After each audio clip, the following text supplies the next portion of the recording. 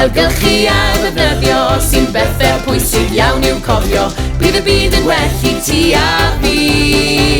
Ailgylchu a ddefnyddio, bydd y byd yn well i ti a fi os nawn ni gyd ailgylchu.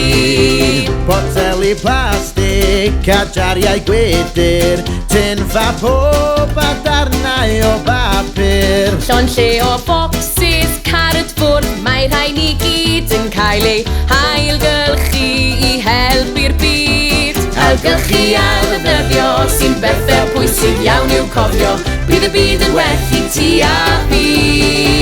Ailgylchu a ddefnyddio, bydd y byd yn well i ti a fi os nawn ni gyd ailgylchu. Taflu hen ddillad, weld yn adrienni, felly i'r siop elusen amdani. Mae'n llawer gwell ailgylchu na thaflu i'r bin, felly cofiwch chi y geiriau hyn. Ailgylchu a ddefnyddio sy'n bethau pwysig iawn i'w cofio. Bydd y byd yn well i ti a fi.